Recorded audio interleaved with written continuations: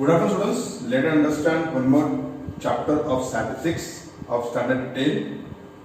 In the chapter we are going to understand topics of statistics by which analysis of data. हम उसमें क्या देखेंगे, जो भी डाटा निकालते हैं या जो भी आपको क्वेश्चन दिया रहेगा या जो भी आपको फॉर सॉल्यूशन निकालना होगा उसमें आपको ना उसका मीन वैल्यू निकालना है. What is mean nothing but average value. क्या होता है उसको बोलते हैं एवरेज. मीन को हम क्या बोलते हैं उसको एवरेज. एवरेज हमने देखा है, समझा है.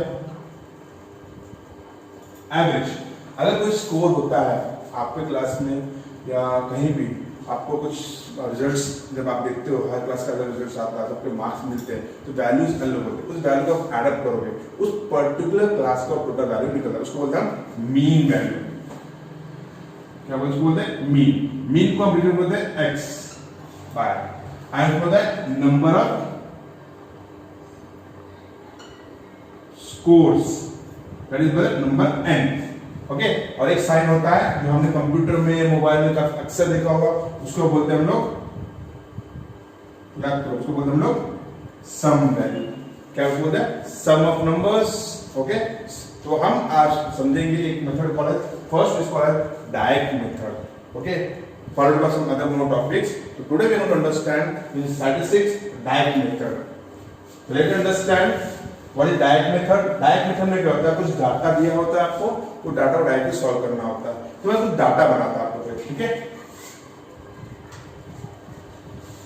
पहले हम डाटा को लिख लेंगे, हमें क्या चाहिए, क्या सॉल्यूशन करना है वो देखते हैं. हम देखते हैं कुछ नंबर ऑफ वर्कर्स है.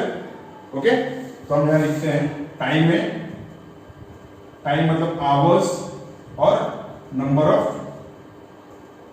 वर्कर्स. मतलब इन शॉर्ट बताए समझने कुछ बताओ, कुछ टाइम दिया है या कुछ वर्कर्स है, कुछ टाइम मिलके कुछ काम करते हैं तो उसमें से आपको निकालना होगा उसका मीन वैल्यू, मतलब कितना एक एवरेज भी कितना टाइम लगता है एक वर्कर के हिसाब से. Total we have given as a, तो लेट अस अंडरस्टैंड कितने हैं. सपोज 15 से 19 एक स्लॉट है, मतलब 15 से 19 घंटा. 20 से 24, then we have 25 से 29, then we have 30 से 34,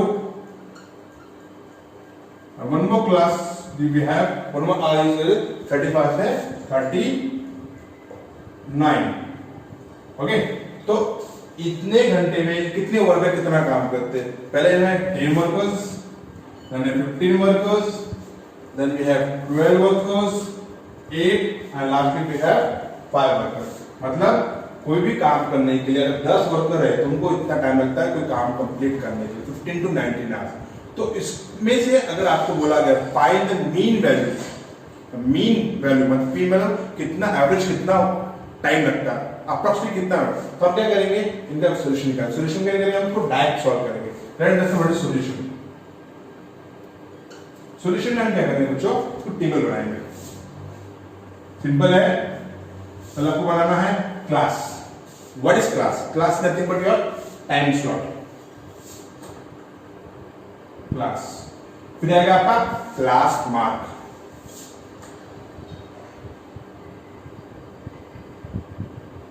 फिर आपका आएगा frequency. Okay that is number of worker. Last में आएगा क्लास मार्क फ्रीक्वेंसी. क्या बोलते हैं हम लोग, बोलते हैं class mark frequency. Okay now for your understanding कुछ और बता दूं आपको. क्लास मार्क हमने देख लिया कि टाइम होता है जो डाटा दिया होता है. क्लास मार्क को हम बोलते हैं x1. ओके और फ्रीक्वेंसी को बोलते हैं f1. और जब यहाँ पे इसको हम दोनों मल्टीप्लाई करते हैं कभी भी आता है बच्चों, लास्ट कॉलम जो होता है इस सॉल्यूशन में ये इसका दोनों का मल्टीप्लिकेशन होता है, that is x1 into f1. तो क्लास क्या हमारा पहला 15 से 19.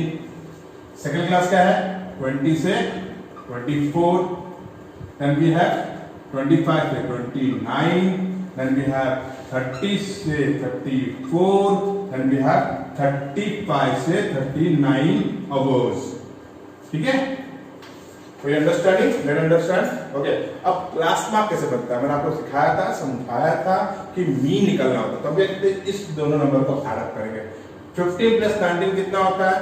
It comes around 34 divide by 2 becomes 17. Okay, this is how we should make the class mark.